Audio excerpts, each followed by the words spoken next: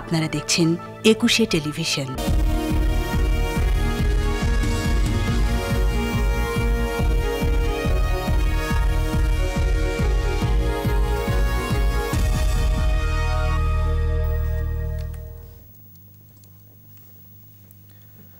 শুভ সকাল প্রিয় দর্শক, রাজীব জামান প্রত্যেককে আমন্ত্রণ জানাচ্ছি একুশে বিজনেসে।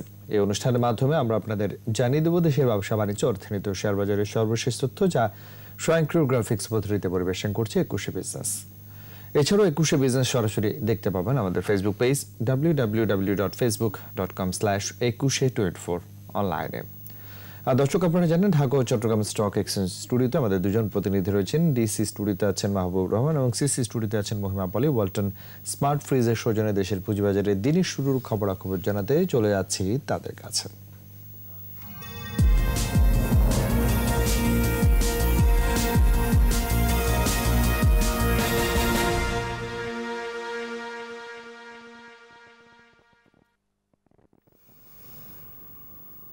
রাজীব জামান, আপনাকে ধন্যবাদ।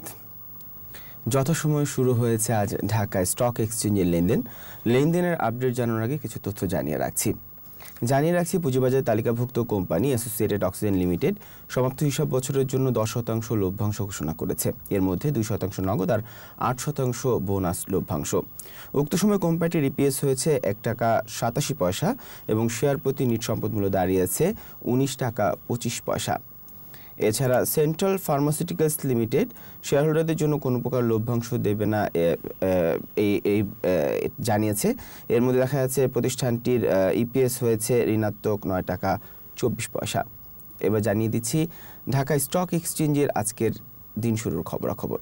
দিনের শুরু থেকে কিছুটা পজিটিভ ট্রেন্ডের মধ্য দিয়ে শুরু হয়েছে আজকে ঢাকা স্টক এক্সচেঞ্জের লেনদেন। দেখা যাচ্ছে ডিএসসির প্রধান ইন্ডেক্সটি 23 পয়েন্ট পজিটিভ অবস্থানে রয়েছে। এই মুহূর্তে অবস্থান করছে 4943 পয়েন্টে।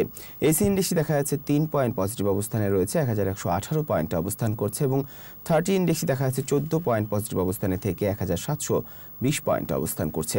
লেনদেন ছাড়িয়েছে এখনো পর্যন্ত প্রায় 175 কোটি টাকা। যে কটি প্রতিষ্ঠানের মধ্যে লেনদেন হচ্ছে এই মুহূর্তে, তাদের মধ্যে দেখা যাচ্ছে 150টি প্রতিষ্ঠান দর বৃদ্ধি পেয়ে লেনদেন হচ্ছে, অন্যদিকে 67টি প্রতিষ্ঠান দর হারিয়ে লেনদেন হচ্ছে। দিনের এই মুহূর্তে টপ ট্রেডে যে প্রতিষ্ঠানগুলো রয়েছে তাদের মধ্যে দেখা যাচ্ছে প্রথম অবস্থানে ব্র্যাক ব্যাংক রয়েছে। প্রতিষ্ঠানটি এখনো পর্যন্ত প্রায় 18 কোটি টাকার উপর লেনদেন হয়েছে। দেখা যাচ্ছে এই মুহূর্তে প্রতিষ্ঠানটি 43 টাকা 70 পয়সা দরে লেনদেন হচ্ছে। ব্র্যাক ব্যাংক সম্পর্কে আরও কিছু তথ্য জানিয়ে রাখছি 2019 সালে সর্বশেষ প্রতিষ্ঠানটি 7.5% ক্যাশ লভ্যাংশ এবং 7.5% বোনাস লভ্যাংশ দিয়েছে। এছাড়া 2018 সালে 15% বোনাস লভ্যাংশ, 2017 সালে 25% বোনাস লভ্যাংশ, 2016 সালে 10% ক্যাশ এবং 20% বোনাস লভ্যাংশ দিয়েছে প্রতিষ্ঠানটি। ইপিএস এর চিত্র দেখা যাচ্ছে 2019 সালে 4 টাকা 1 পয়সা হয়েছিল, 2018 সালে হয়েছে 5 টাকা 17 পয়সা, 2017 সালে 6 টাকা 7 পয়সা এবং 2016 সালে 5 টাকা 47 পয়সা হয়েছে ইপিএস এই প্রতিষ্ঠানটি। এছাড়া টপ ট্রেডের তালিকায় অন্যান্য যে প্রতিষ্ঠানগুলো রয়েছে তাদের মধ্যে দ্বিতীয় অবস্থানে রয়েছে বেক্সিমকো ফার্মাসিউটিক্যালস। দিনের শুরু থেকে এখনও পর্যন্ত 17 কোটি টাকার উপর লেনদেন হয়েছে। বেক্সিমকো রয়েছে তৃতীয় অবস্থানে। এছাড়া পরবর্তী অবস্থানগুলোতে রয়েছে শাইনপুকুর সিরামিক, রয়েছে associated oxygen limited, PTL, peoples insurance, city general insurance, Asia Pacific insurance এবং জনতা ইন্স্যুরেন্স। এদিকে শতাংশের দিক দিয়ে সবচেয়ে বেশি দর বৃদ্ধি পেয়ে লেনদেন হচ্ছে এই মুহূর্তে অ্যাসোসিয়েটেড অক্সিজেন লিমিটেডের। প্রতিষ্ঠানটি দেখা যাচ্ছে 13.45% দর বৃদ্ধি পেয়ে লেনদেন হচ্ছে। দ্বিতীয় অবস্থানে শাইনপুকুর সিরামিক রয়েছে 9.91% দর বৃদ্ধি পেয়ে লেনদেন হচ্ছে এই মুহূর্তে। এছাড়া পরবর্তী অবস্থানগুলোতে রয়েছে সিএপিএম আইবিবিএল মিউচুয়াল ফান্ড, রয়েছে জনতা ইন্স্যুরেন্স, মেঘনা পেট ইন্ডাস্ট্রি, প্রগতি insurance, mercantile insurance, ACML lecture equity management fund, Asia insurance এবং বেক্সিমকো। এদিকে শতাংশের দিক দিয়ে সবচেয়ে বেশি দর হারিয়ে যে প্রতিষ্ঠানগুলো এই মুহূর্তে লেনদেন হচ্ছে তাদের মধ্যে দেখা যাচ্ছে প্রথম অবস্থানে international leasing and services limited রয়েছে। প্রতিষ্ঠানটি দেখা যাচ্ছে 19.40% দর হারিয়েছে দিনের শুরু থেকে এখনো পর্যন্ত। দিনের শুরুটা 6 টাকা 70 পয়সা দরে শুরু করলো, এই মুহূর্তে 5 টাকা 40 পয়সা দরে লেনদেন হচ্ছে প্রতিষ্ঠানটি। পরবর্তী অবস্থানগুলোতে রয়েছে কেডিএস এক্সোরিজ লিমিটেড, রয়েছে Jahin textile, United Airways, first finance, eastern lubricant, রয়েছে শাহজালাল ইসলামী bank, envoy textile, Libra infusion এবং আইপিডিসি। তো এই ছিল ঢাকা স্টক এক্সচেঞ্জের এই মুহূর্তে সর্বশেষ খবরাখবর। এখন চিটাগাং স্টক এক্সচেঞ্জের এই মুহূর্তে সর্বশেষ খবরাখবর জানতে চলে যাব সিসি স্টুডিওতে। সেখানে রয়েছেন মহিমা পলি।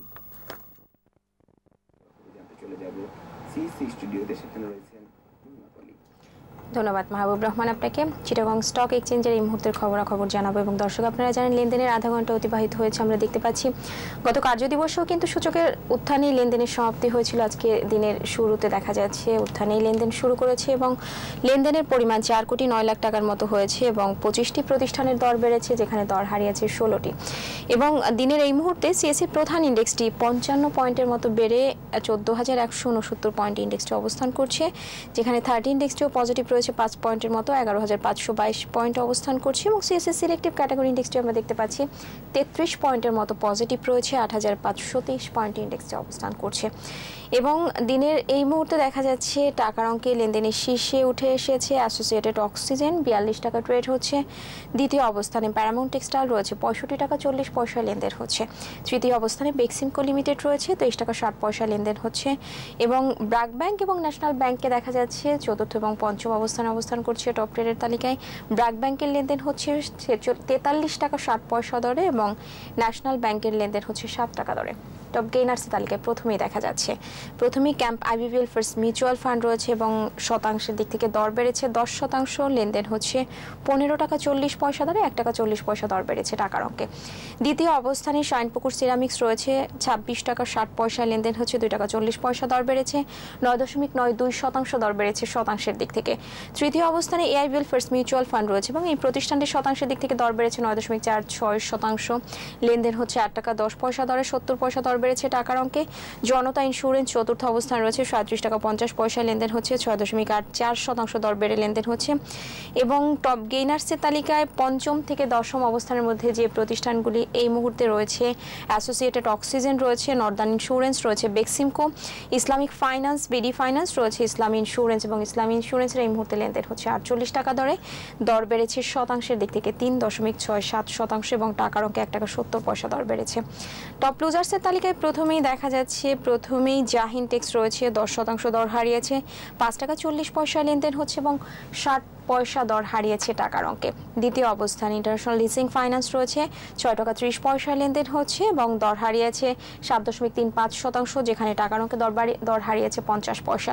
তৃতীয় অবস্থানে থাকা ফার্স্ট ফাইন্যান্সের 6 টাকা 40 পয়সা লেনদেন হচ্ছে, 5.88% দর হারিয়েছে, 40 পয়সা দর হারিয়েছে টাকার অঙ্কে। সোনার বাংলা ইন্স্যুরেন্স 48 টাকা লেনদেন হয়ে চতুর্থ অবস্থান রয়েছে। এবং টপ লুজার্সের তালিকায় আরও যে প্রতিষ্ঠানগুলি এই মুহূর্তে উঠে এসেছে, ঢাকা ব্যাংক রয়েছে, first Bangladesh fixed income fund রয়েছে, সিলভা ফার্মা রয়েছে, প্যারামাউন্ট টেক্সটাইল রয়েছে। নবম এবং দশম অবস্থানে আমরা দেখতে পাচ্ছি যথাক্রমে trust bank, first mutual fund এবং এসএস স্টিল রয়েছে। তো চিটাগং স্টক এক্সচেঞ্জে এই মুহূর্তে আমরা দেখতে পাচ্ছি সূচকের উত্থানেই লেনদেন চলছে এবং এখনও পর্যন্ত কিন্তু সূচকের উত্থানেই লেনদেন চলছে, যেখানে দেখা যাচ্ছে এরই মধ্যে লেনদেনের পরিমাণ 4 কোটি 82 লাখ টাকার মতো হয়েছে এবং 28টি প্রতিষ্ঠানের এই মুহূর্তে দর বেড়ে লেনদেন হচ্ছে। এবং এই ছিল আমার কাছে থাকা চিটাগং স্টক এক্সচেঞ্জের এই মুহূর্তের খবরাখবর।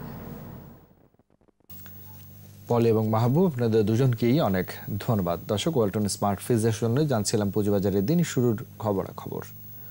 দর্শক, এবারে জানিয়ে দিচ্ছি যুক্তরাষ্ট্র, ইউরোপ, এশিয়ার বৃহৎ পুঁজিবাজারগুলোর সূচকের সর্বশেষ অবস্থান। আর শুরুতেই জানাবো যুক্তরাষ্ট্রের শেয়ার বাজারের খবরাখবর। সূচকের ঊর্ধ্বমুখী প্রবণতা নিয়ে গতদিন শেষ করেছে আমেরিকার শেয়ার বাজার। যুক্তরাষ্ট্রের শেয়ার বাজার ডাউ জোন্সের সূচক 367 পয়েন্ট বেড়ে দাঁড়িয়েছে 27,847 পয়েন্টে। সূচক বেড়েছে নাসদাকের, সর্বশেষ নাসদাকের সূচক অবস্থান করছে 11,590 পয়েন্টে, যা আগের দিনের চেয়ে 430 পয়েন্ট বেশি। নিউ ইয়র্ক কম্পোজিট ইন্ডেক্সের অবস্থান রয়েছে 12,978 পয়েন্টে, যা আগের দিনের চেয়ে 101 পয়েন্ট বেশি।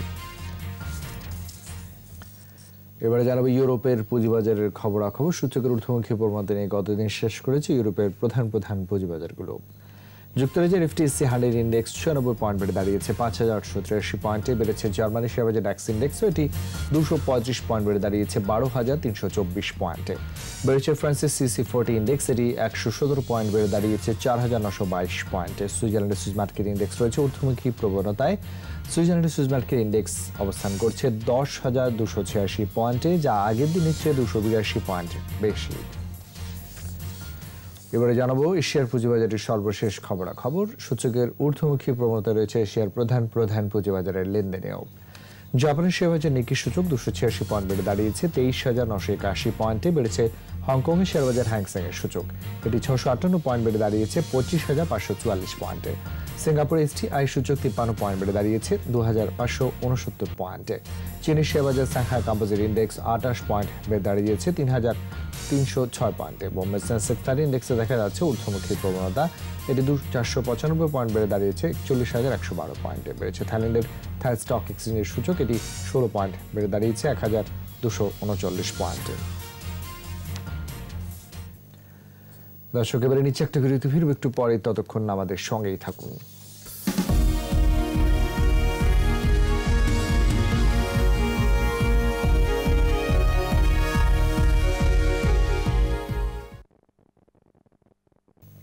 স্বাগত আবারও 21 বিজনেসে। দর্শক, এখন রয়েছে দেশ বিদেশের অর্থনীতি আর ব্যবসা বাণিজ্যের কিছু সংবাদ।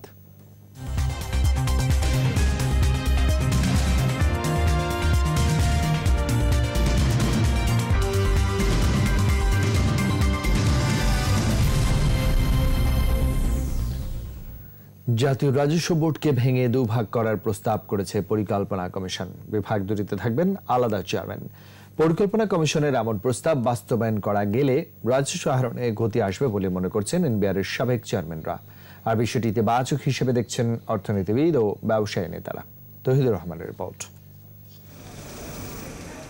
দেশের অর্থনীতি বড় হচ্ছে, বাড়ছে বাজেটের আকার, আর বড় ব্যয় চাহিদার বেশিরভাগ অর্থের যোগান আসছে জাতীয় রাজস্ব বোর্ড এনবিআর থেকে। এছাড়া 2041 সালের মধ্যে কর জিডিপি অনুপাত 24.15% উন্নীত করতে চায় সরকার। এই লক্ষ্য পূরণে এনবিআরে বড় সংস্কারের প্রয়োজনীয়তা দেখছে পরিকল্পনা কমিশন। তাই বিদ্যমান কাঠামো ভেঙে আলাদা দুটি বিভাগ করার পরামর্শ সংস্থাটির। এবার প্রস্তাব রেখেছি, সেটাই বলতে একটু সময় লাগবে, এটা আমাদের অ্যাকসেপ্টেন্সের ব্যাপার আছে। এদিকে পরিকল্পনা কমিশনের প্রস্তাব বাস্তবায়ন করা গেলে রাজস্ব আদায়ে গতি বাড়বে, সহজ হবে নীতি প্রণয়ন কার্যক্রম, এমনটাই বলছেন সংস্থাটির সাবেক এই চেয়ারম্যান। একই লোক প্রত্যক্ষ করও দেখতেছে, পরোক্ষ করও দেখতেছে। হ্যাঁ, একই লোক নীতিও তৈরি করছে, বাস্তবায়নও করছে। এখানেই একটা বিভাজন প্রয়োজন। আর ব্যবসায়ী নেতারাও বলছেন রাজস্ব বিভাগে বড় ধরনের সংস্কার এখন সময়ের দাবি। আমাদের দেশের যেখানে আপনার tax GDP one of the lowest in the world, সেখানে আমরা যদি এই পরিবর্তনটা আনতে পারি, এটা একটা বড় পরিবর্তন হবে, একটা বড় রিফর্ম হবে, এবং সেটা আমার বিশ্বাস এটা অনেক বেশি এফেক্টিভ হবে।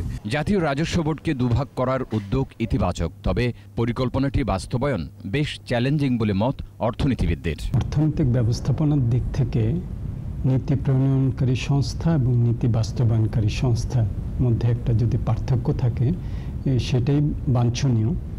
কারণ অনেক সময় দেখা যায় যে নীতি যারা প্রণয়ন করেন তারা যদি বাস্তবায়নকারী সংস্থারই একটা অংশ হয়ে থাকেন, তাহলে তাদের যে অগ্রাধিকার, সে অগ্রাধিকারগুলো অনেক সময় অর্থনীতির জন্য কাম্য নাও হতে পারে। এটা হচ্ছে one of the many fundamental reforms যেটা এনবিআর এ করা দরকার। তবে এটা দিয়ে যদি শুরু হয়, তাহলে হয়তো অন্য রিফর্মগুলো ওদের মাধ্যমে করা যাবে। এনবিআর এর বর্তমানে যে প্রশাসনগুলো আছে, তাদের যে কাঠামোগত অবস্থান, সেখান থেকে তারা সরে আসতে চাইবে না। কাজে তাদেরকে সরে আসতে বাধ্য করার জন্য আমি মনে করি যে এই নীতি এবং সংস্কার এই ডিভিশনটাকে আলাদা করে যদি আমরা করতে পারতাম, তাহলে তাদের মাধ্যমে এই কাজটা হয়তো করিয়ে নেওয়া যেতে পারে। তবে চ্যালেঞ্জিং হলেও সংস্কারের সদিচ্ছা থাকলে এই ধরনের বড় পরিকল্পনা বাস্তবায়ন কঠিন নয় বলে মনে করেন বিশ্লেষকরা। তৌহিদুর রহমান, 21 টেলিভিশন, ঢাকা। টানা 22 দিনের অবরোধ শেষে নদীতে রূপালী ইলিশ শিকারে নেমেছেন জেলেরা। বুধবার রাত 12টা থেকে জেলার প্রধান নদীগুলোতে আবারও কর্মমুখর হয়ে উঠছেন জেলেরা। এদিকে নিষেধাজ্ঞা শেষে মৎস্য পটুয়াখালীর আলিপুর মহিপুর থেকে সাগরের উদ্দেশ্যে যাত্রা করেছেন প্রায় 3 শতাধিক ইলিশ শিকারী ট্রলার। জেলা মৎস্য বিভাগ জানায়, মা ইলিশের প্রধান প্রজনন মৌসুমে গত 14 অক্টোবর থেকে 4 নভেম্বর পর্যন্ত সারা দেশে ইলিশ শিকার নিষিদ্ধ করে সরকার। এই সময় নিষেধাজ্ঞা জারি করা এলাকায় জেলেদের সহায়তায় 20 কেজি করে চাল বিতরণ করে সরকার। ইলিশের প্রধান প্রজনন মৌসুমের সরকারি অভিযান সফলভাবে সম্পন্ন হয়েছে বলে জানিয়ে জেলেরা সমস্যা কাটিয়ে উঠতে পারবেন বলেও জানিয়েছেন মৎস্য কর্মকর্তারা। খোদ রাজধানীর কেরানীগঞ্জে আছে তিতাসের হাজার হাজার অবৈধ গ্যাস সংযোগ। শুধু তাই নয়, অবৈধভাবে চলছে সিএনজি স্টেশন। আবার সিলিন্ডারে সিএনজি ভরে কাভার্ড ভ্যানকে বানানো হচ্ছে অস্থায়ী সিএনজি স্টেশন। ঢাকা দোহা রোডে এরকম অন্তত 6টি সিএনজি পাম্প চলছে। সাইদুল ইসলামের রিপোর্টের সাথে ছিলেন কেরানীগঞ্জ প্রতিনিধি সালাউদ্দিন মিয়া। ঢাকা দোহার রোড অনুমোদনহীন এরকম 6টি অস্থায়ী সিএনজি স্টেশন গড়ে উঠেছে। বড় কাভার্ড ভ্যানে শতাধিক সিলিন্ডারের সমন্বয়ে রহমান সিএনজি স্টেশন। কিছু দূর এগোতেই গ্লোরি স্টেশন, এখানেও একই পদ্ধতি। রাতের আধারে এভাবেই গ্যাস বিক্রি করছে অস্থায়ী এই স্টেশন। এটি যে বৈধ নয় তা স্বীকার করলেন মালিক। আমাদের কোনো পাম্প নাই, তানাকে একটা ছিল তুই লাগেছে। তো যে হোক এইখানে কেন মোট 6টা আছে। আমরা যেভাবে করি এইভাবে হয়তো নিষিদ্ধ রাখছে, অবৈধ না বলতে পারবেন না। সরকার হয়তো এটার উপরে নিষেধাজ্ঞা, যে একটা গাড়িতে কাভার ভ্যানে নিষেধাজ্ঞা করে না। এভাবে কাভার্ড ভ্যানকে সিএনজি স্টেশনে রূপান্তরে আশঙ্কা আছে দুর্ঘটনার। তিতাসের স্থানীয় কর্মকর্তারা জানান, প্রভাবশালীরা জড়িত থাকায় পাম্পগুলো বন্ধ করা যাচ্ছে না। এটা বিপজ্জনক। আমি জানি এখন ওদের বিস্ফোরক অধিদপ্তরের লাইসেন্স আছে কিনা সেটা দেখায়, চাইলে ওরা দেখায় না বা বলে না যে না কিরকম কিছু না। আর আমরা বেসিক্যালি যেহেতু আমাদের গ্যাসের সাথে পাইপলাইনের সাথে সংযোগ নেই, আমরা কিন্তু এই জন্য কোনো পদক্ষেপও নিতে পারতেছি না। তবে বন্ধের আশ্বাস দিয়েছেন তিতাসের ব্যবস্থাপনা পরিচালক। কেরানীগঞ্জের ওই পারে 6টা সিএনজি স্টেশন করেছে তারা, এগুলো কোনো বৈধতা নেই। কেরানীগঞ্জের এগুলো তাহলে কিভাবে আপনারা উচ্ছেদ করবেন বা অভিযান করবেন কিনা? আমাদের ইয়ে করলে আমরা পেরে যাবো। আমাদের যে লিস্ট আছে সেগুলো ধরে ধরে আগাচ্ছি। আর যেমন আপনি এখন একটা বললেন, এরকম যদি আমাদেরকে কিছু তথ্য দেন সেটাও আমরা এবার দৃষ্টি আটকালো তিতাসের অবৈধ গ্যাস লাইনের দিকে। খোলামুড়ো এলাকায় এরকম অবৈধ সংযোগ দিয়েছিল স্থানীয় এক মেম্বার। টাকা দিয়েছিলাম। কত টাকা দিয়েছেন? 50,000 মতন। এক ফ্যামিলি 50,000। হ্যাঁ। তারপর কতদিন ব্যবহার করছেন? কিন্তু কিসের মনে করেন এক মাস ব্যবহার হয় নাই। গ্যাসটা লাইন দিছিল কারা? আমাদের এই জায়গার যে কর্তারা ছিলেন, যে যারা মেম্বারটা মারা ছেড়েছিলেন, হ্যাঁ মেম্বারটা মারা যারাই ছিলেন। টাকার বিনিময়ে এসব অবৈধ সংযোগ। 60,000 লিখে, 80,000 লিখে, এই আর কি। পুলিশ টাকা নিছে, তারপর যেখানে আমরা এটা চেষ্টা করছি লিগ্যাল করার জন্য, ওখানেও টাকা নিছে। তারপর মাটির নিচে যে খরচ টরচ হয়েছে এই টাকা গেছে।